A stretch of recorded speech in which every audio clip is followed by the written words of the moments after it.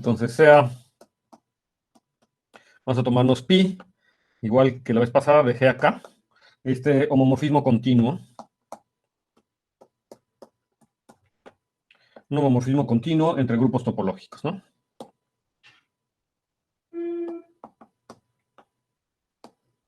Entre grupos topológicos, ¿sí?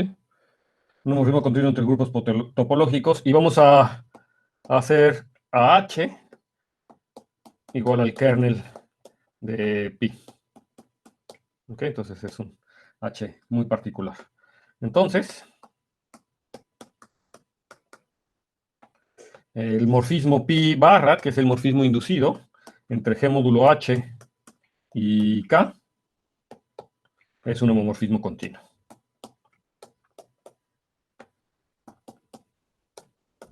Entonces, aquí ya casi tenemos todo, ¿verdad? De hecho, la idea de aquí para la demostración es muy parecida a lo que habíamos hecho antes. Pues simplemente es fijarse que el siguiente diagrama es conmutativo, ¿no? Así si yo me fijo en el diagrama natural, ¿verdad? Como habíamos hecho la vez pasada, entonces aquí yo tengo la función cociente G módulo H. Aquí lo voy a llamar Q. Y entonces aquí tengo la función inducida, que es el pi tilde. Y entonces lo que hay que notar es que este diagrama conmuta. Diagrama conmuta como lo habíamos hecho la vez pasada, ¿verdad? Este diagrama conmuta, y entonces ahora tanto pi como q son continuas, ¿verdad? ¿Sí? Uh-huh.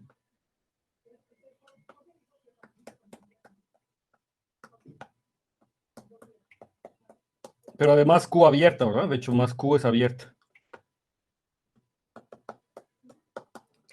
Ajá. Entonces, en realidad, entonces, el hecho de que pi sea continua no tiene ninguna dificultad, porque justamente yo puedo ver quién es la imagen inversa de un abierto. O sea, aquí la única cosa que hay que checar es si cuando mucho, ¿verdad? Pero que es pi tilde a la -1 de un abierto U, digamos, con U abierto en K. Esto tendría que ser igual, esto es a lo mejor algo que tendrían que checar, pero es más o menos inmediato. Esto tendría que ser igual a pi a la -1, Q, esto tendría que ser igual a Q, de pi a la -1 de U, ¿verdad? ¿Sí? ¿Está bien? Eso es lo que tiene que suceder, ¿verdad? Esa es la imagen de pi a la -1 de U, y eso es muy fácil de verificar, que en efecto se tiene desigualdad. Y entonces ahora sí pi a la -1 de U es abierto, por la continuidad de pi, y luego Q es abierta, entonces eso hace que sea abierto. Entonces eso demostraría la continuidad, ¿no? Eso ya demostraría la continuidad. En realidad el problema no tanto es la continuidad, sino, bueno, nada es problema, sino que lo que estamos diciendo es que es un homomorfismo continuo entre grupos topológicos. Pero entonces, ¿qué es lo que me faltaba ver nada más? Bueno, pues que G módulo H es un grupo, y eso pasa trivialmente porque H es el kernel, ¿verdad? Es un subgrupo normal. Entonces, es un subgrupo normal. Entonces, todo realmente era muy sencillo, ¿no? Este más bien era como un corolario a lo que estábamos diciendo. Entonces, no había nada que hacer. Entonces, vamos a hacer otra proposición. Lo que sí es más interesante podría ser algo así. Entonces, igual vamos a tomarnos pi de G acá, homomorfismo continuo. Y ahora vamos a tomarlo suprayectivo. Entonces, un homomorfismo continuo y además suprayectivo. Y análogamente vamos a tomarnos a H como el kernel de este pi.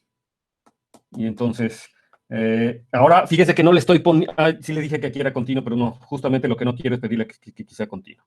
Entonces, quiero un homomorfismo.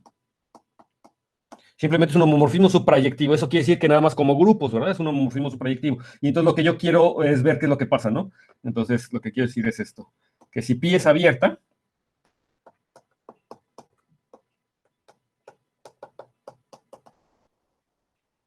no, sí, estoy confundiendo dos proposiciones, perdón, estaba confundiendo otra proposición. A ver, lo que sí necesito es que si pi de G es un homomorfismo continuo, sí necesito aquí continuo, perdón. Un homomorfismo continuo suprayectivo y sea H, el kernel de phi como está, y si pi es abierta, entonces ahora sí, si pi es abierta, entonces la pi tilde, que va, ya saben, de G módulo H acá, esta pi tilde es un isomorfismo.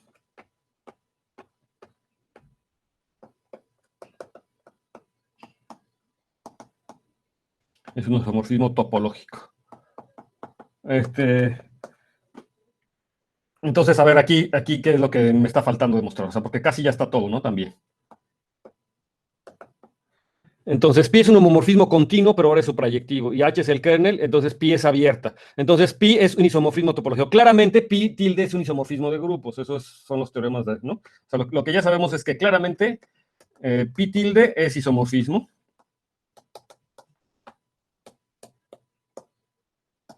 de grupos. Otra cosa que sabemos es que, bueno, yo ya sé justamente por la proposición anterior que pi tilde es continua, ¿no? Entonces ya sé que es un isomorfismo de grupos y pi tilde es continuo. Entonces lo único que me falta verificar en tal caso sería que la inversa, ¿verdad? Es continua, ¿no? Entonces, ¿qué es lo que me falta? ¿No tuviste que hacer?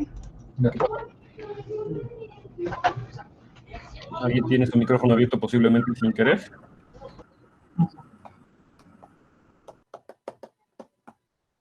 ¿Ok? Entonces lo único que me falta a mí es verificar que la imagen inversa, o sea, que pi inversa ya sé que es invertible porque pi es un isomorfismo de grupos. Entonces me faltaría ver que la imagen inversa de esta cosa es continua. Y esto, de hecho, para demostrar esta cosa vamos a demostrar una cosa más fuerte, ¿no? Entonces lo que vamos a hacer es que, de hecho tenemos más. Tenemos más. Y de hecho, el hecho de que pi sea abierta implica, de hecho, que pi tilde también es abierta. Y entonces, si pi tilde también es abierta, entonces eso ya implicaría que, por supuesto, es continuo, ¿no? De hecho, tenemos más. Lo que vamos a demostrar, de hecho, es que pi tilde es abierta. Entonces, estaríamos demostrando, de hecho, un poquito más. Y entonces, ¿cómo le hacemos? Pues sea Q, un abierto de GH. Abierto. Y entonces nos gustaría ver quién es básicamente pi tilde de U, y de hecho nos gustaría ver que pi tilde de U pues es abierto. Entonces, lo que yo sí puedo hacer es calcularle Q a la menos 1 a este U. Ahí este Q a la menos 1 está en G, y este yo sí sé que es abierto. Y esto porque Q es continua, ¿no? Pero entonces, ¿qué pasa si yo le calculo pi, justamente este Q menos 1? ¿Y se ve bien? Pi a Q menos 1 de U.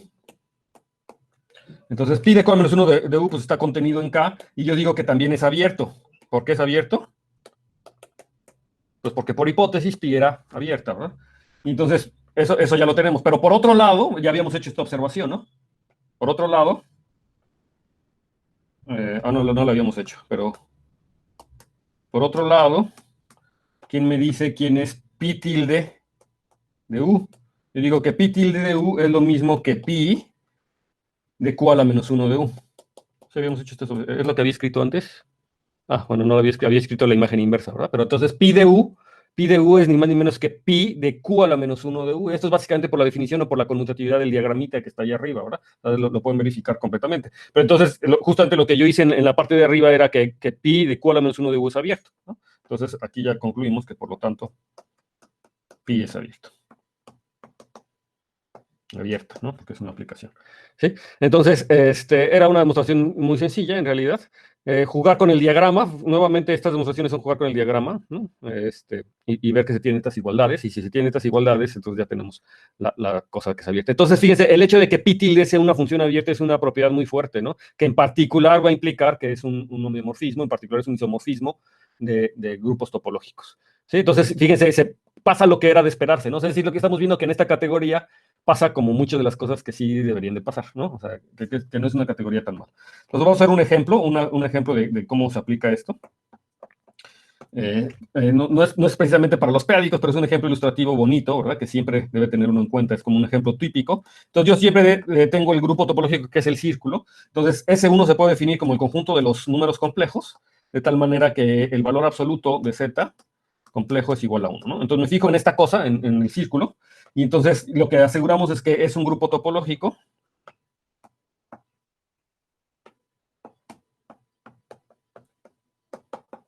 Bueno, pues con el producto, ¿verdad? Claramente el producto es cerrado aquí, entonces es un subgrupo, ¿verdad? Y es un subgrupo de C asterisco, ¿verdad? Y con la topología de subespacio,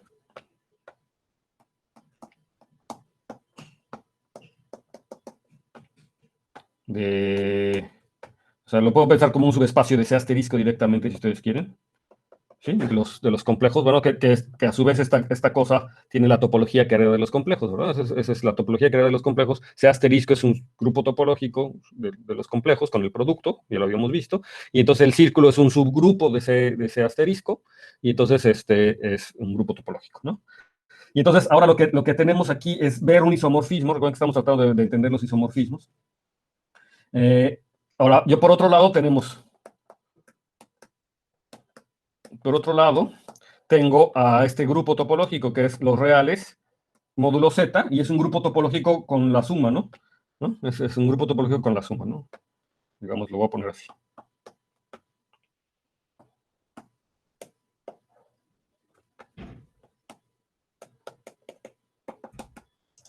Y entonces, ¿cómo veo que es un grupo topológico? Bueno, pues Z es un subgrupo normal, ¿verdad?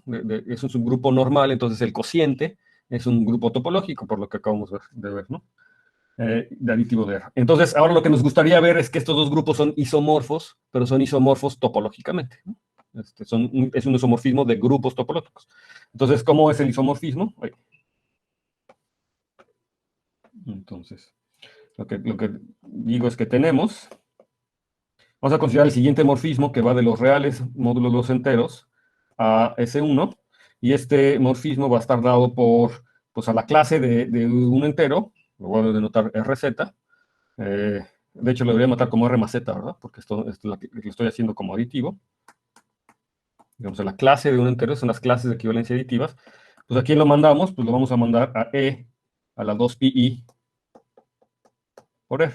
Y entonces lo primero que hay que ver, que es un ejercicio trivial, ¿verdad? Es que este morfismo está bien definido, ¿verdad? Bueno, claramente está bien definido. De hecho, es un homomorfismo de grupos. Pero de hecho, bueno, la afirmación es que esta cosa es un isomorfismo topológico. De hecho, lo voy a poner de una vez. Es un isomorfismo topológico. Entonces, la afirmación es que esta cosa es un isomorfismo topológico. Entonces, claramente esto se puede demostrar directamente, pero digo que ya esto sale como consecuencia de todo lo que hemos hecho, ¿verdad? Entonces, ¿cómo vemos que en efecto este es el caso?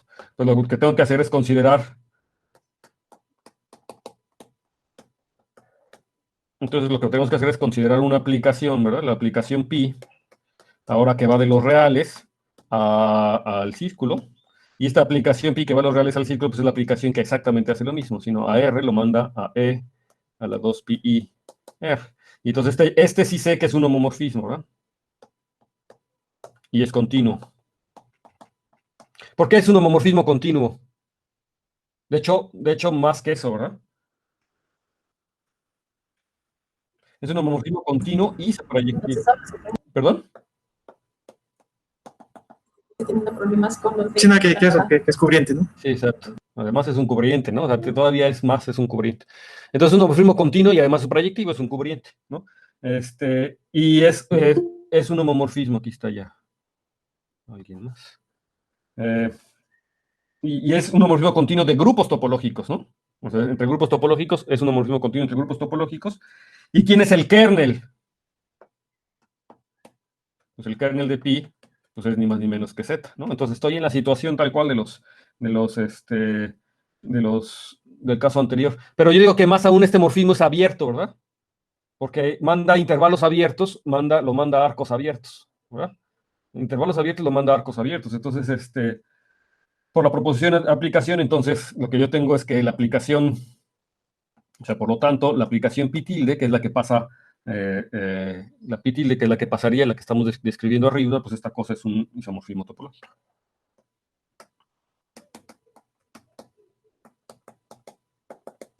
Entonces, estamos justamente, ¿sí? Ok. Entonces, ejercicio. Bueno, no sé si ejercicio, lo pongo por proposición. En realidad es muy fácil, pero es un ejercicio ilustrativo. Y dice lo siguiente: todo subgrupo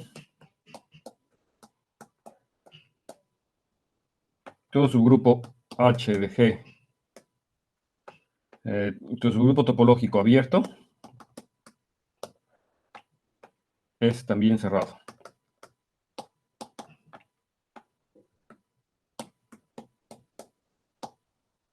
Entonces, todo subgrupo abierto de un grupo topológico es también cerrado. ¿Quién me dice por qué?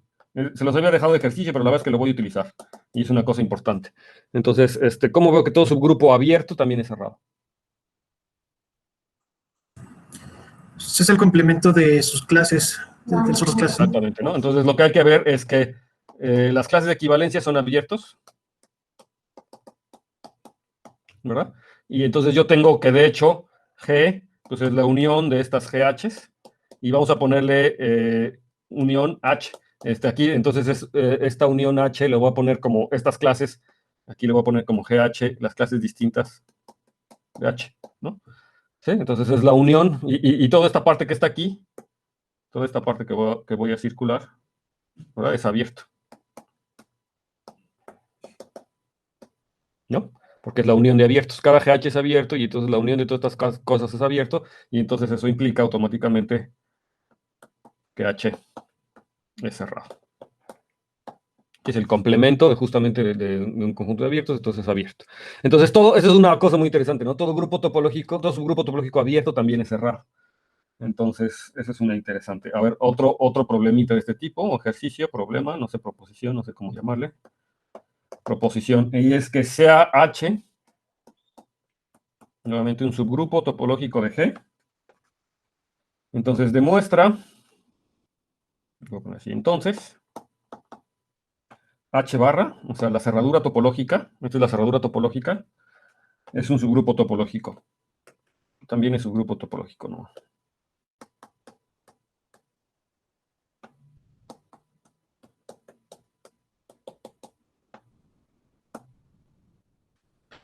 Ajá, entonces, si me tomo un subgrupo, entonces su cerradura es también un subgrupo topológico.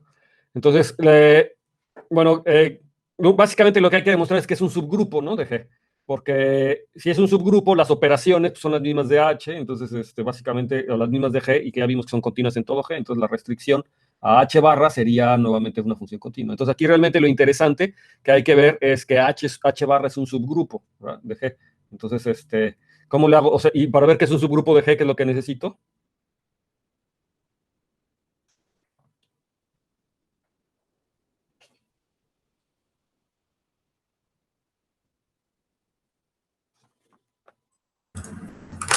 Pues solo que pues, un elemento por otro inverso pues, sea ¿no? Y que no sea vacío. Bueno, y me gustaría ver que esa cosa es continua, ¿verdad? O sea, y que no sea vacío y que es continuo. Entonces, de hecho, lo que hace uno aquí es, por ejemplo, definir phi de, pues, de G a G, si quieren, no importa.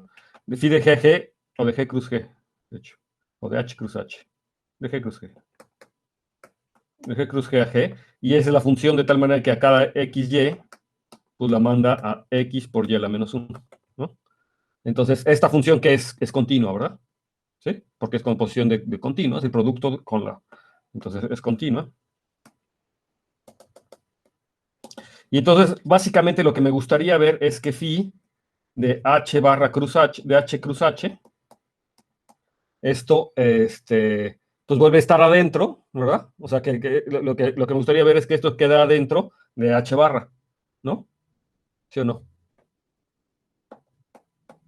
O sea, lo que me gustaría ver es esta situación, porque si esto pasa, entonces ya acabé, ¿no? O sea, porque eso quisiera decir que cerrado bajo la multiplicación.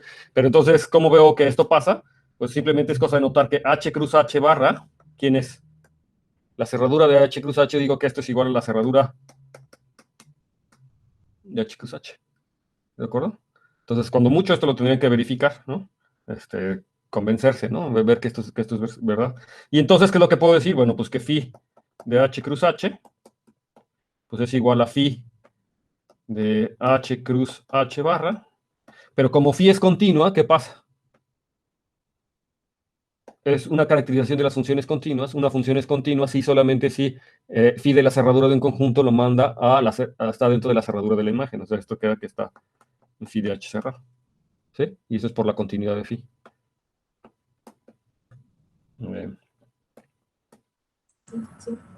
Phi de H cruz H, ¿no?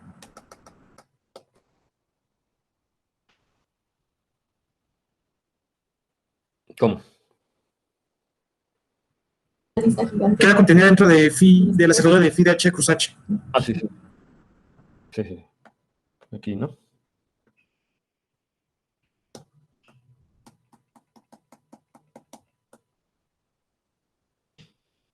Y entonces, pues eso ya queda, phi de H cruz H, pues ya está dentro, ¿verdad? Phi de H cruz H ya está dentro de, como H es un subgrupo, entonces phi de H cruz H ya está dentro de phi de H, de H barra, ¿no? O sea, phi de H está dentro y entonces la cerradura también se presenta. Entonces ya me quedaría esta situación, ¿no? Pues eso porque H es un subgrupo, entonces tengo esa condición. Y entonces, pues ya, entonces es un subgrupo, fíjense que es una manera bonita de demostrarlo, utilizando la continuidad de phi. Entonces, este es un subgrupo cerrado y entonces es un grupo topológico. Entonces, es una cosa muy interesante, ¿no? Si H es un subgrupo, entonces su cerradura vuelve a ser un subgrupo topológico. Son los ejercicios típicos de... ¿Duda? Muy bien. Entonces, otro ejercicio. Estos son ejercicios. Creo que son los ejercicios típicos. Ejercicio, problema, ¿no? Entonces, nuevamente, H subgrupo de G. Ya saben que son grupos topológicos de G. Entonces, si H contiene a una vecindad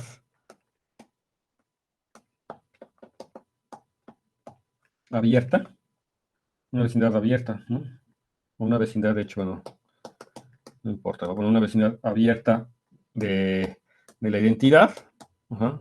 E está dentro de, E es la identidad, entonces está dentro de H. Entonces lo que estoy diciendo es que si H contiene una vecindad abierta de la identidad, entonces H es abierto. Bueno, y por lo tanto cerrado, ¿no?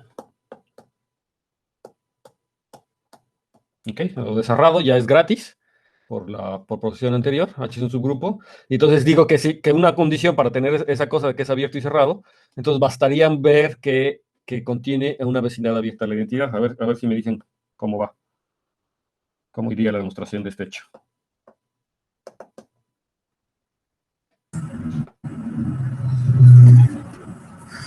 Pues me suena que si no el mismo abierto, pues tomar el abierto simétrico bonito de antes y irlo trasladando dentro de H.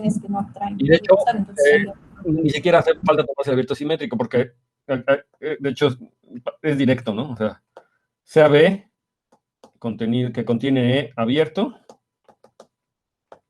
y B totalmente contenido dentro de H, ¿no? Eso es lo que me está diciendo. Existe ese abierto que está contenido. Entonces yo sé que GB, ¿cómo es? Es abierto, ¿verdad? Por las translaciones, esto pasa para todo G, de hecho para todo G en G, ¿verdad? O sea, eso pasa para todo G en G, pero en particular para todo G en H, ¿sí? O sea, para todo G en H este cuate es abierto. Y GH, ¿adentro de quién está? Digo, GB, perdón. O sea, queda dentro de H, dentro de H. porque B está dentro de H y es un subgrupo, ¿verdad? Y es cerrado bajo el producto. Entonces, gracias a que es un subgrupo, entonces GB está dentro de H. Y esto pues ya quiere decir. Y es una vecindad de G, ¿verdad? A lo mejor habría que ponerlo. Y GB es vecindad. O es un abierto, es una vecindad de G en H. Entonces eso ya hace que H sea abierto, ¿verdad? ¿Sí? De hecho, H se podría expresar como la unión de todos estos G de B, ¿no? ¿Sí? Es una unión de abiertos. De hecho, bueno, aquí H es abierto. Y de hecho podría yo poner a H como la unión. H lo podría expresar como la unión de los Gs en H de GH, ¿no? Ya para que quede claro que es unión de todos esos abiertos, ¿no? Digo, no hacía falta hacer eso, pero en particular tenemos esa, digo, de GB, ¿ok? Sí, de esos abiertos. Y entonces ahora es abierto y entonces, por lo tanto, también es cerrado. Entonces ya tengo ahí además que si tiene una vecindad abierta. Esto es importante porque para los peádicos pasan cosas como esas, ¿no? O sea, si yo quiero ver que cosas son abiertos, que son abiertos y cerrados, lo tengo así. A ver, entonces este ejercicio, yo creo que este sí se los voy a dejar a ustedes también.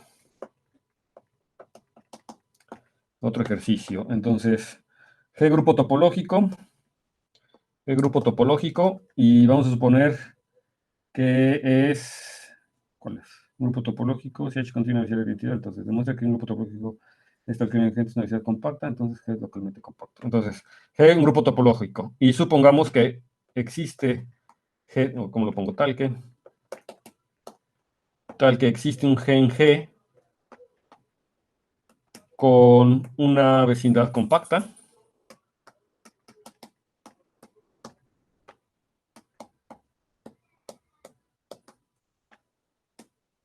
Compacta en G. Entonces, G es un grupo topológico y existe un G ahí adentro que tiene una vecindad compacta que se queda dentro de G. Y entonces la conclusión es que entonces G es localmente compacto.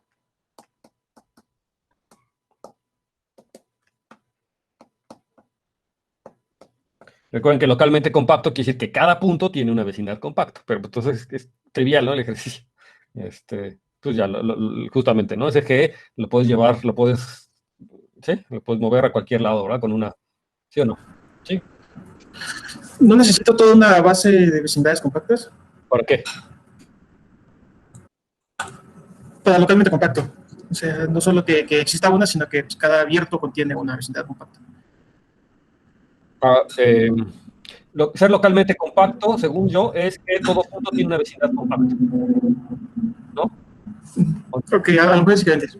Y Sí, sí. tú lo que tú dices es que existe una base de compactos, ¿no? Una base de vecindades. O sea, cada punto, para cada abierto Debería tener de una cada punto existe una vecindad compacta contenida, ¿no? O sea, que contenida. las puedes hacer cada vez más pequeñas. A lo mejor sí es equivalente, ¿no? Pero Puede ser que sea equivalente. Este, bueno, sí puede ser equivalente porque me tomo un abierto que esté contenido y me fijo en la cerradura, ¿verdad? Y ese tiene que ser compacto, adentro de un compacto. Si un cerrado dentro de un compacto es compacto, ¿no? ¿Sí o no? Creo que sí, ¿no? O sea, es decir, si yo me tomo un abierto cualquiera y que tiene una vecindad compacta, o sea, tiene un abierto que tiene una vecindad compacta, entonces adentro de ese existe un abierto que queda ahí, que se queda dentro de ese compacto. Entonces la cerradura de ese cuate es compacto y entonces pero bueno, creo que sí, detalles, porque también la cerradura podría quedar fuera del compacto, ¿no? Porque o necesitarías Hausdorff para que el compacto fuera cerrado, ¿no? sí, a lo mejor posiblemente necesito pedirle Hausdorff. Eh, Pero bueno, cualquier cosa aquí, debe ser. aquí hay que tener cuidado porque es verdad, no lo verifiqué, hay que pensarlo. Es verdad que muchos incluyen, dentro de la definición de compacidad, incluyen Hausdorff, ¿no? Entonces, posiblemente requeramos, o sea, no nada más la propiedad de las cubiertas, sino que a lo mejor aquí en este ejercicio está implícito lo de Hausdorff para que yo tenga esta propiedad que un cerrado adentro de un compacto es compacto. Pero bueno, piénsenlo, a lo mejor piénsenlo a ver si se necesita realmente y a lo mejor si se puede hacer en el otro sentido. Digamos, algo que es claro es que lo que sí se puede demostrar inmediatamente es como esta idea de compacidad que yo estaba diciendo, o de localmente compacto, es decir, que cada punto tiene una vecindad compacta, ¿no? Eso es inmediato. Ahora, lo interesante aquí sería ver si eso implica la otra definición, que a lo mejor es equivalente, como está señalando Daniel, de que un conjunto es localmente compacto si existe una base de vecindades compactas, ¿no? Una base, es decir, que para todo abierto existe para todo abierto existe un subconjunto con interior abierto, o sea, una vecindad compacta, ¿no? Adentro de ese, ¿no?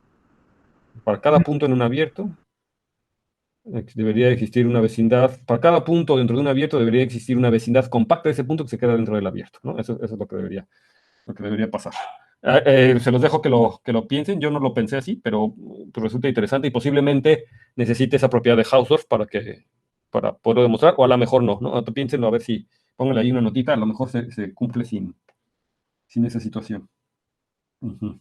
Entonces ahora una proposición más. Una proposición. Sea que un grupo topológico metrizable. Ajá. Ok, este es interesante. Entonces sea G un grupo topológico metrizable. Entonces, nosotros ya conocemos algunos grupos topológicos metrizables, ¿no? Los generales lineales, con coeficientes en algunos campos, ¿verdad? Esos son grupos topológicos metrizables. Entonces,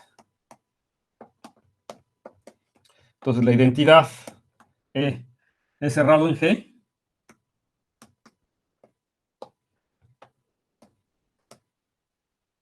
y E tiene un sistema fundamental de vecindades.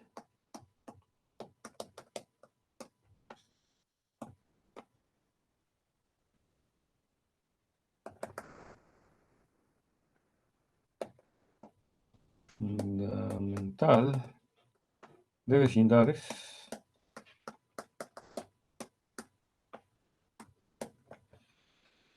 Numerable.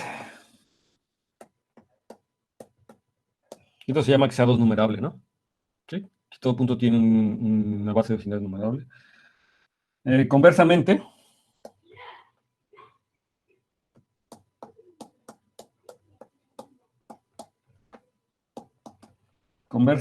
si G es tal que es cerrado y este tiene un sistema fundamental de vecindades, entonces G es metrizable. Conversamente también, ¿no? Y conversamente, ¿no?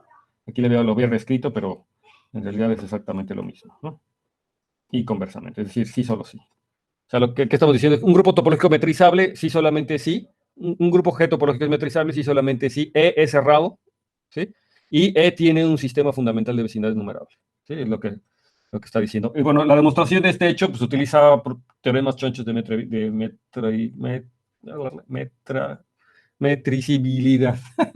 Utiliza teoremas chonchos de metricibilidad y entonces yo creo que se puede rastrear fácilmente utilizando esos tipos, ¿no? Cuando un espacio, el lema de Udison y ese tipo de cosas, ¿no? Viendo cuando un espacio topológico es metrizable. Yo no voy a apuntar a la demostración porque ya se salen de mucho de, no sé, no queremos, no es un curso de grupos topológicos, ¿no? Entonces, bueno, nada más, pero sí hay que tomarlo en cuenta porque pues como les dije, ¿no? Los grupos generales lineales en particular es un caso de estos, ¿no? Son de grupos topológicos metrizables para cada campos evaluados, para los complejos, los reales o los p-ádicos, y entonces nos interesa que tiene esta situación. En particular nos va a interesar que E es cerrado, o sea, que la identidad es cerrado, y que además que sí tiene un sistema fundamental de vecindades numerables, o sea, que es dos numerable, ¿no? O sea, que sí cumple esa propiedad. Y entonces otra proposición también de este tipo, que también es interesante, que tampoco vamos a demostrar, porque de hecho, tampoco estas no son triviales, ¿no? Entonces, G nuevamente, grupo topológico metrizable, nuevamente. Entonces, existe una métrica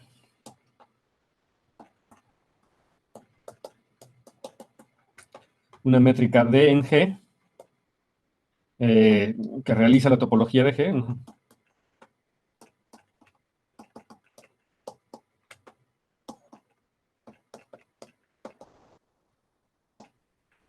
Que realiza la topología de G y tal que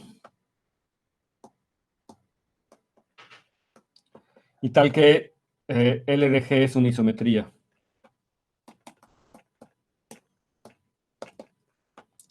para todo G contenido en G. Es decir, existe una métrica de tal manera que las traslaciones son isometrías, ¿no? ¿Y eso qué quiere decir? Es decir, que la métrica es invariante, ¿no? Es decir, que la distancia de Gx a Gy es igual a la distancia de X a Y, y esto pasa para todo G contenido en G, ¿no? O sea, básicamente eso es lo que estamos diciendo, que es un isometría, que la distancia es G invariante. Entonces, eso también es un resultado importante. Si G es metrizable, entonces existe una métrica que es G invariante, o sea, que hace a las LG, a las traslaciones por G, isometrías, ¿no? Eso quiere decir que es una isometría. Entonces, también es un teorema importante. Y de hecho, estas proposiciones es parte de lo que se llama el teorema de. Aquí lo voy a poner rojo. Esto es parte, o depende de cómo lo encuentren, de un teorema muy famoso que se llama el teorema de Birkhoff. De Birkhoff con. Este se llama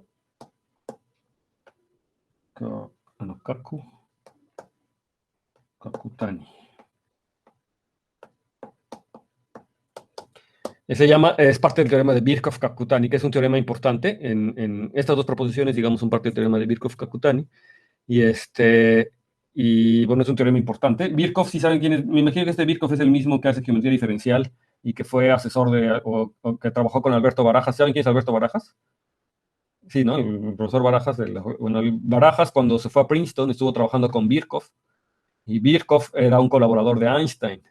Y o sea, Birkhoff hacía geometría diferencial, era de las personas en las que con las que trabajaba Einstein en su teoría de la relatividad y entendiendo estas variedades riemannianas y todo ese tipo de cosas.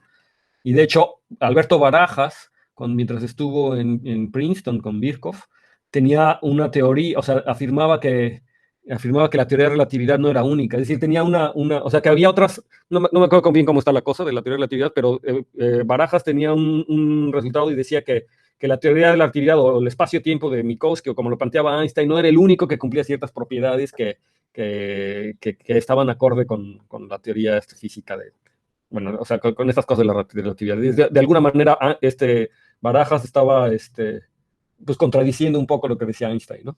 Y entonces, por ahí Barajas cuenta que tuvieron algunas discusiones interesantes ahí con Einstein y con Birkhoff acerca de eso, ¿no? Finalmente, después, pues, el trabajo de Barajas no fue tan relevante, pero digamos que fue importante. De hecho, Einstein reconocía a Barajas, ¿no? Le decía, o sea, cuenta Barajas que cuando se topó con él en Princeton y Birkhoff se lo presentó, le dijo, eres tú el que tiene esa teoría, y que le dijo a Einstein, le dijo, está muy interesante tu teoría, pero estás equivocado. Algo así le contó Barajas. Y eso me lo contó Barajas a mí, le digo, yo soy de los afortunados que todavía tomaron clase con Barajas. Yo fui de las últimas generaciones de Barajas, me enseñó teoría de números, pero menos 1 y 2 tomé con él. Y ya estaba viejito, ya andaba por los 90 años. Y y todavía daba clases muy interesantes. O sea, sus clases de teoría de números ya eran más bien una sesión de contar anécdotas, y estaba súper interesante, pero ya, o sea, teoría de números ya no era tanto, pero sí, pero estaba súper interesante y nos contaba todas esas historias. Entonces, bueno, lo que sí lograba hacer Barajas muy bien era transmitir esa pasión por las matemáticas. Era impresionante el gusto que te transmitía por las matemáticas. Creo que a ustedes ya no les tocó, ¿verdad? Ni siquiera para nada, ¿no? O sea, ¿verdad? Se murió, ya tiene un buen rato, ¿no? Ya tiene como, ¿cuántos años tendrá que se murió? Como, ha de ser más de 15 años, ¿no? Pues sí, yo tuve composición en el 94, 95, o sea, haber murido como antes del 2000 o por ahí del 2000, o sea, ya más de 20 años. O sea que, qué tremendo. En el 2004, Ok, falleció. sí. Sí, yo tuve por ahí de profesor como por los 2007, 97, por ahí, 90 y tantos, ¿no? Que andaba en la FAC en ese entonces. Muy bien, entonces, eso es. Esto es por parte del teorema de Birkhoff. Y para esto les recomiendo, está muy interesante, ustedes conocen a Terence Tao, ¿no? Sí lo conocen a Terence Tao, ¿no? Y Terence Tao, ¿no conocen a Terence Tao? Es un chavito genio, medalla Fields de matemáticas, que trabaja en muchísimas áreas. Entre ellas, una de ellas es teoría de números. De hecho, hace teoría de números analítica, y él tiene una demostración o avances importantes en la conjetura de Goldbach, ¿no? Y tiene avances importantes en esos trabajos. Y en muchas otras cosas. De hecho, él es un chavito muy, muy bueno. Actualmente ya no está tan chavito, ya es un matemático bien, pero desde muy chiquito era buenísimo, ¿no? Él tiene un blog que se llama, ¿cómo se llama el blog de Terence Tao? Se llama What's New, algo así. A ver, creo que por aquí lo apunté. Las referencias. Déjame ver si tengo las referencias. Creo que se llama, pero no importa, sí. Se llama What's New, exactamente. Su blog, tiene un blog que se llama What's New. Y aquí justamente tiene un artículo sobre el Birkhoff-Kutani, sobre este teorema de Birkhoff-Kutani.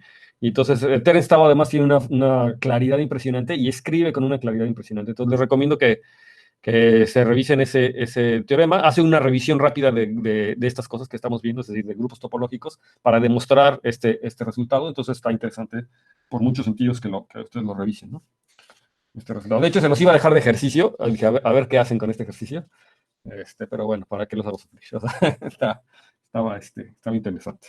Ok, vamos a continuar. Entonces, definición.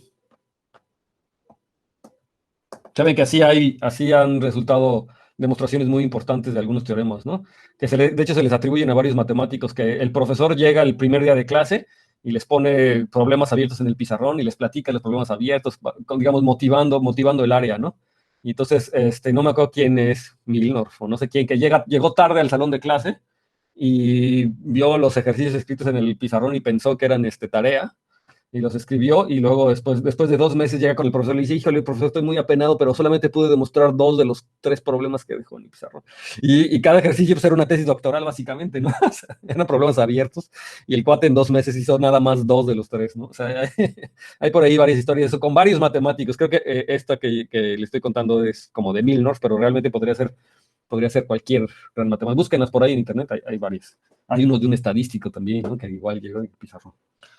Ok, entonces, en una de esas ustedes demostraban un teorema así. De hecho, Barajas, ahora que lo recuerdo, Barajas le gustaba hacer ese tipo de cosas también. Y justamente él decía que era como, pues uno nunca sabe qué ideas nuevas se le ocurren, ¿no? La ventaja de los estudiantes es que no tienen toda esa carga de todo lo que ya saben, ¿no? Digamos, o sea, y entonces se les ocurre cosas nuevas. Un matemático ya formado, ya con muchos años de investigación, pues ya tiene toda una carga, sabe que es una conjetura, que es un problema difícil, se conoce todas las técnicas que han hecho para intentarlo resolver y pues está enviciado en ese tren de ideas. Y entonces llega gente nueva, pues no sabe del tema, no sabe que es un problema abierto y se le ocurren ideas nuevas y sopas lo demuestran. Que es presumiblemente lo que le pasó a este Milnor o a alguno de esos matemáticos que demostraron esos teoremas, ¿no? Entonces, por eso también es de repente un buen ejercicio hacer ese tipo de cosas. Bueno, entonces la definición es la siguiente. Bueno, sí, es básicamente recordar que es que un subespacio sea localmente cerrado. Entonces vamos a tomarnos Y subconjunto de X, espacios topológicos, un subespacio topológico. Un subespacio topológico de X, por supuesto. Y entonces decimos que Y es localmente cerrado. Localmente cerrado.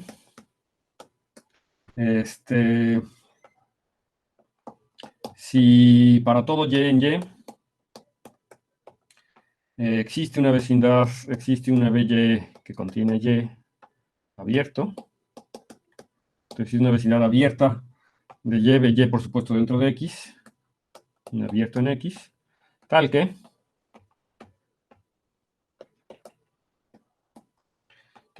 este vecindad abierto, si lo corto con Y, me da que es cerrado. Es un cerrado de BY. O sea, si para cada punto en Y existe una vecindad abierta, de tal manera que B de Y intersección con Y se convierte en un cerrado de Y, ¿no? Digo, en un cerrado del abierto B. Entonces eso quiere decir que el conjunto sea localmente cerrado. Por supuesto, los conjuntos cerrados son localmente cerrados, pero no es cierto que cualquier conjunto localmente cerrado sea cerrado, ¿verdad? Entonces aquí esto se utiliza, ¿no? De hecho, los p-ádicos cumplen muchas de estas propiedades. Entonces el ejercicio también, ahora le estoy dejando muchos ejercicios, pues porque no son difíciles, ¿no? En realidad es cosa de escribir las definiciones y le sirven para repasar lo que está pasando, ¿no? Entonces, sea, entonces vamos a hacer sea Q igual a la unión de los Y's contenidos en Y de estos B de Y's, ¿no? Con B de Y como en el ejemplo anterior, ¿no? O sea, de estos abiertos. Y entonces, el primer punto es que Y es cerrado en U.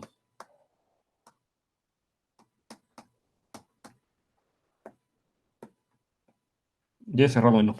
¿Ok? Esa es la primera parte. Entonces, igual no debe ser difícil. Entonces, existe un F cerrado en X y un abierto B de X, tal que Y es igual a B intersección F. O sea, que sea localmente cerrado también implica, o es equivalente, de hecho, a que Y es la intersección de un abierto con un cerrado. Y aquí como hint, pues el abierto que acaban de construir en el sistema anterior debe funcionar, ¿no? Ese como el B igual a U, el anterior, ese debería de funcionar, ¿no? Y el último punto es que Y es abierto en su cerradura. ¿Sí? Donde Y barra es la cerradura topológica, por supuesto, dentro de X, ¿no? Recuerden que la cerradura topológica depende del espacio ambiente, ¿no? Entonces, esa es la cerradura topológica en X, ¿no?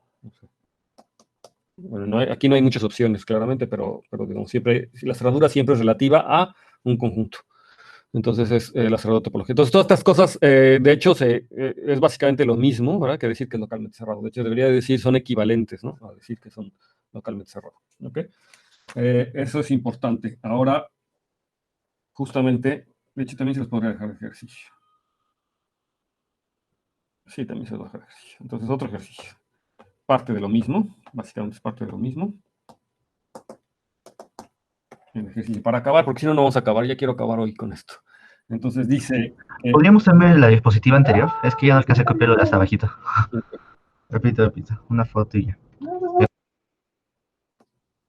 ¿Ya? ¿Qué me dices? Ya casi. Ya, ¿Así se ve bien la letra o la estoy escribiendo muy chiquita, eh? se ve bien. Se ve bien. Ok. Entonces el ejercicio es que, nuevamente, H, subgrupo de G, grupos topológicos, ¿no? Y subgrupos topológicos como siempre. Entonces, H localmente cerrado. Si H es localmente cerrado,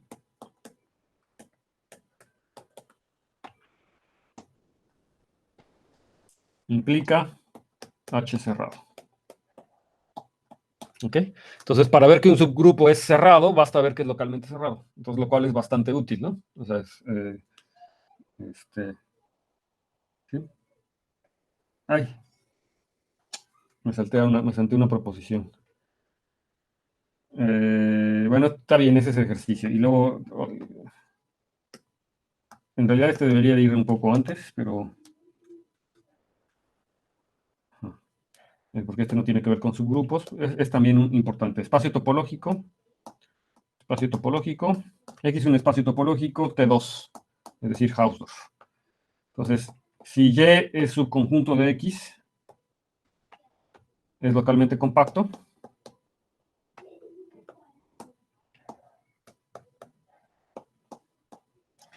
Entonces, Y es localmente cerrado. Ese es un ejercicio antes que debería de ir abajo. De hecho, lo que yo les puse aquí, el ejercicio, en realidad es una proposición y es muy fácil de mostrar. Que si H es un subgrupo topológico de qué, un grupo topológico, y H es localmente cerrado, entonces H es cerrado. Eso es muy fácil de mostrar, utilizando de hecho lo que les quería dejar como ejercicio era de hecho el segundo, y el de abajo era esta proposición, debería de ponerle aquí. Déjame ponerle aquí proposición mejor. Esta es la proposición que es muy fácil de demostrar. De hecho, es una consecuencia inmediata de lo que hemos escrito anteriormente y de los ejercicios que ya les dejé. Entonces, como esto es fácil, entonces yo sí lo voy a demostrar. Esa es la estrategia de ser maestro, ¿no? Lo difícil se los dejo de los alumnos y lo fácil lo haces tú. Entonces, no. Bueno, la verdad es que ninguno de los ejercicios que les he dejado son difíciles. El que les iba a dejar que era difícil, ya les dije que es el teorema de Birkhoff. Entonces, no aplica, ¿no? Pero entonces, vamos a demostrar eso. Entonces, como H es localmente cerrado, entonces lo que yo sé es que entonces H es abierto en H cerradura, ¿verdad? Eso es por una de las cosas que les dejé de mostrar hace rato, ¿verdad? H es abierto en H cerradura. Pero H cerradura es también un grupo topológico, ¿verdad? Lo demostramos. Es también un grupo topológico, lo demostramos hace ratito. Un grupo topológico. ¿Sí? De G. Por lo que H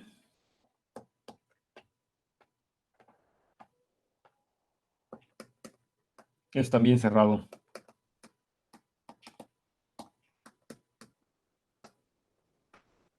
en H bar. ¿Sí? ¿De acuerdo? También lo demostramos. H también es cerrado en H bar, pero pues eso implica pues que H es igual a H bar, ¿no? Eso implica, como cerrado, implica que H es igual a su cerradura, y por lo tanto, pues H es cerrado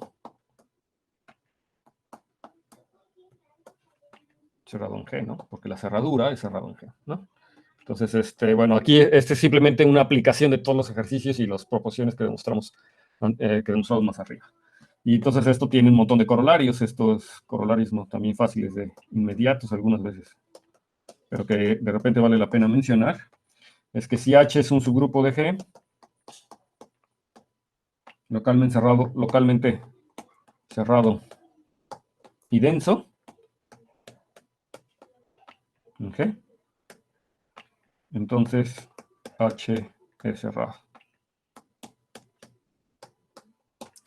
¿Sí? Si H es un grupo de G cerrado y denso en G, entonces H es cerrado. Y bueno, esto, de hecho, esta cosa, yo podría haber demostrado esta proposición y luego inferir la proposición anterior, ¿no? Pero también se puede ver como un corolario de la proposición anterior. Y como por qué, bueno, pues simplemente hay que restringirse, ¿verdad? O sea, ver que todo subespacio es denso en su cerradura, ¿no? El hecho de que sea denso, ¿qué quiere decir que sea denso? Pues que su cerradura es G, ¿no? Es denso topológicamente, ¿no? Un subespacio es denso si su cerradura es todo el espacio, ¿de acuerdo? Entonces, ya con esa observación, pues queda claro que es un caso particular, si lo quieren ver como el de arriba, pero de hecho yo podría demostrar, a ver, intenten demostrar el de abajo como si no supieran la parte de la de arriba, es decir, no saben la proporción de arriba, no como corolario, como un lema, digamos. Traten de demostrarlo como lema, ¿no? Entonces se puede demostrar sin la proporción de arriba. Entonces, ejercicio, demostrarlo, sin usar la proposición, ¿no? O sea, es claro que por la proposición es inmediato, pero... Solo es por densidad, ¿no? Ajá, exacto. Tienen que utilizar la propiedad de densidad, ¿no? O sea, la propiedad de densidad, sin utilizar la proposición de arriba. Entonces, yo digo que lo deben de poder hacer, ¿sí? Y entonces, de hecho, podrían utilizar como lema para demostrar la proposición anterior. La proposición anterior. ¿No te reclama bien G igual a H o algo así? ¿Perdón? ¿Otra vez? ¿No oí? O sea, la implicación debería ser a que G es igual a H o algo así. No necesariamente, sí. Pues es que si es cerrado y denso, pues es todo, ¿no? Es G. La cerradura es C, ¿no? La Es G. cerradura es G. Ah, pero yo no sé qué es, yo lo único que sé que es localmente cerrado.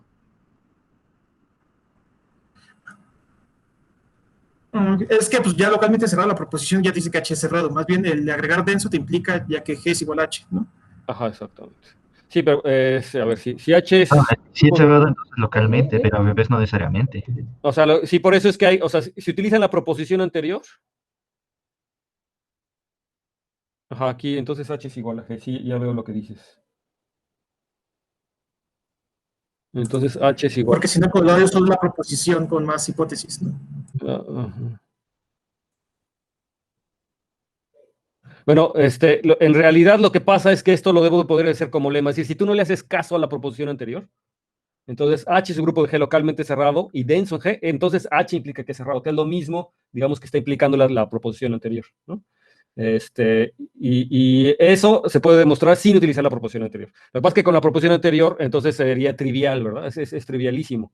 Y en efecto puedes concluir que G es igual a H, pero es trivialísimo porque H es un grupo de G localmente cerrado por la proposición anterior, es cerrado y ya está, ¿no? Y de hecho es cerrado y por lo denso es igual, G es igual a la cerradura y ya. O sea, puedes concluir incluso un poco más por la proposición anterior. O sea, es trivial por la proposición anterior, ¿no? No hay nada que hacer. Pero justamente la idea es que esto se puede demostrar sin usar la proposición anterior. Y entonces, de hecho, podrías utilizar esto como un lema para demostrar la proposición anterior. ¿De acuerdo? O sea, como una consecuencia de lo anterior. ¿Sí? Justamente porque ahora lo que te vas a tomar es, en vez de tomarte G, te tomas su cerradura y luego la cerradura es cerrada en G, ¿no? Entonces lo obtendrías trivialmente también la proposición, ¿no? Pero bueno, la cosa es demostrarlo sin utilizar la proposición, ¿no? Simplemente así. Ok, ese es el ejercicio, ¿no? Para demostrar que esto que pasa.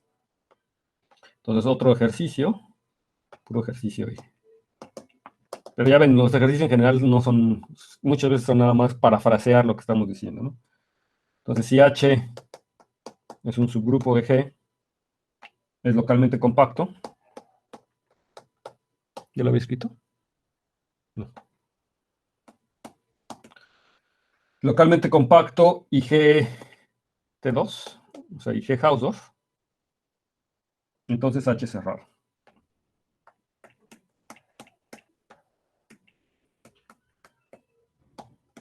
Eso me hace pensar que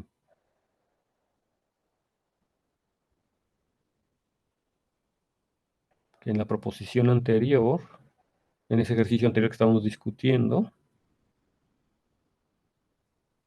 necesitaría yo que sea Hausdorff o no. Bueno, igual, ¿no? Piensen, ¿no? En la proposición esa que habíamos visto, a ver si requería lo Hausdorff o no.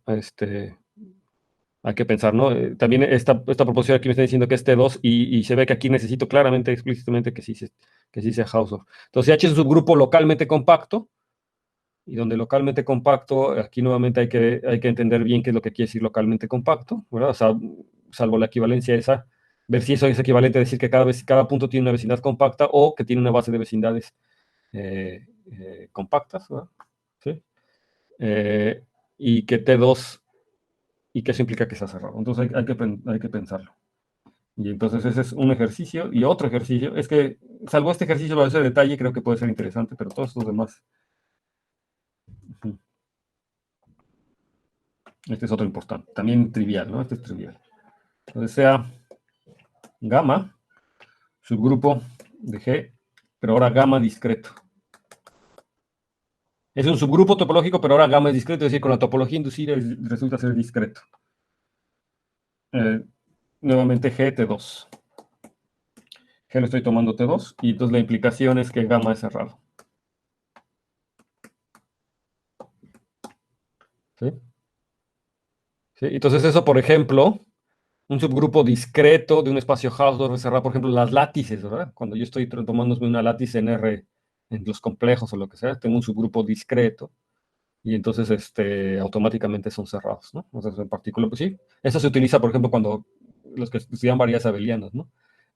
Tengo los complejos y lo divido en una látiz, y las látices son subgrupos, ¿no? Subgrupos discretos, que en particular son cerrados, ¿no? Y entonces, eso es un grupo topológico, de hecho, ¿no? Y entonces de ahí que tengo una estructura de grupo en el cociente. ¿Sí? Bueno, está bien. Y finalmente, es como recapitular todo lo que hemos visto. Entonces, finalmente, aquí hay finalmente, no sé.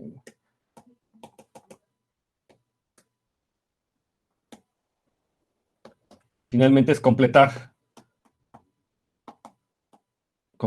las implicaciones, o sea, o las demostraciones que faltan.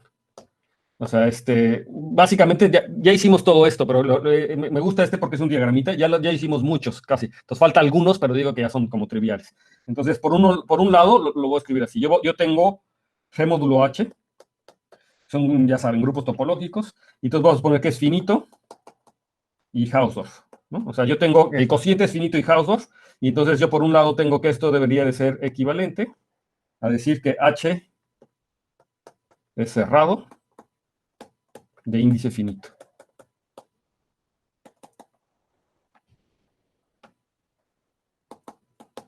O sea, decir que el cociente es Hausdorff es equivalente a decir que H es cerrado y de índice finito. Pero por otro lado, pedirle que G de H sea Hausdorff, finito y Hausdorff, es lo mismo, bueno, implica que G módulo H es discreto. Y decirle que este sea discreto es equivalente a pedirle que H sea abierto.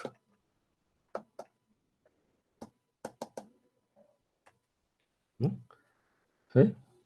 Que H sea abierto. Y por otro lado, esto implica esto. Que H sea cerrado y de índice finito, entonces H es abierto. Entonces yo tengo esta implicación que está aquí. Y luego tengo esta otra implicación. El G módulo H es Hausdorff.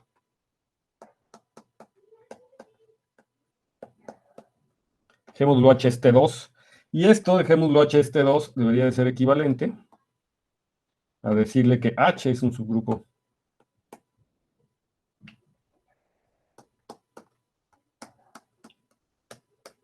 cerrado.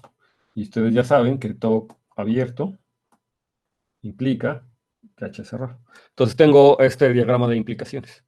Entonces, ¿qué me falta, no? O sea, básicamente me falta muy poco. O sea, en dado caso, pues habrá que poner qué parte o qué proposición es la que justifica cada una de estas implicaciones. Entonces, G módulo H finito y Hausdorff implica que H es cerrado y de índice finito, ¿verdad? Y que H sea cerrado y índice finito implica que H es abierto. Casi lo hicimos, ¿verdad? ¿Lo hicimos? A ver, ¿quién me dice el argumento rápido ahorita de que H es cerrado y índice finito, entonces H es abierto? Lo hicimos, casi lo hicimos hace ratito con el argumento que dio Daniel también.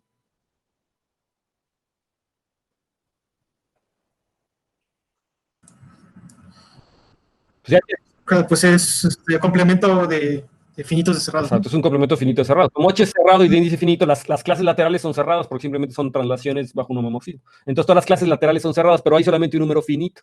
Entonces quiere decir que G es la unión de un número finito de estos cerrados, pero son cerrados ajenos. Y H es una de esas clases que es el complemento de esa unión finita de cerrados. Entonces H sería abierto, ¿no? Y entonces cerrado y de índice finito implica que H abierto, y H abierto implica, sin más, ¿verdad? Implica que H es cerrado. ¿sí? Sin más. Eso ya lo habíamos demostrado. ¿Qué otra cosa? H finito y Hausdorff implica que H es cerrado y de índice finito, pues la parte finita es inmediata, ¿no? Y la parte que sea Hausdorff, pues es equivalente a que H sea cerrado, ¿no? Eso sí ya lo tenemos. Que sea Hausdorff si la identidad es cerrado, y eso quiere decir que la identidad en el cociente, ¿sí?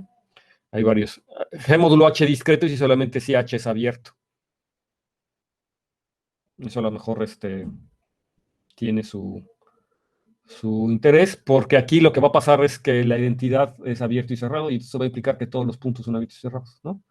¿Sí? Entonces eso va a implicar que entonces va a ser discreto, ¿sí? ¿De acuerdo? Entonces, digo, son argumentitos así como ese tipo, pero sí son importantes, es decir, este tipo de implicaciones de repente se utilizan, ¿no? Se utilizan mucho, de repente dices, por lo tanto, este cuate es abierto, este cuate es cerrado, y basta, ¿no? Y ya. Entonces lo único que tienen que hacer en este ejercicio es poner los nombres de las proposiciones que lo justifican, y a lo mejor lo que nos falta, como esta implicación que acabamos de hacer, de poner el pequeño argumento, ¿no? Ese argumento de las clases que me lleva de un lado a otro. Y sobre todo lo importante es como que lo tengan presente este diagrama, ¿no? Este diagrama resume muy bien, creo, como las interacciones que tenemos entre los cocientes. Y ahora recuerden que esto lo queremos pensar en el contexto de grupos de Galois. ¿De acuerdo? Y recuerden que los grupos de Galois son particularmente grupos topológicos, y la correspondencia de Galois tiene que ver con sus subgrupos normales y sus subgrupos cerrados y todo ese tipo de cosas. Entonces esto lo tenemos que entender en términos de la teoría de Galois, ¿no? Digamos, ese era el objetivo, tener estas proposiciones presentes, en particular tener este diagrama presente, ¿no? Con todas las implicaciones y los teoremas, para que cuando lo veamos en las representaciones de Galois y en el grupo de Galois, no nos parezca descabellado. La clase acaba a las...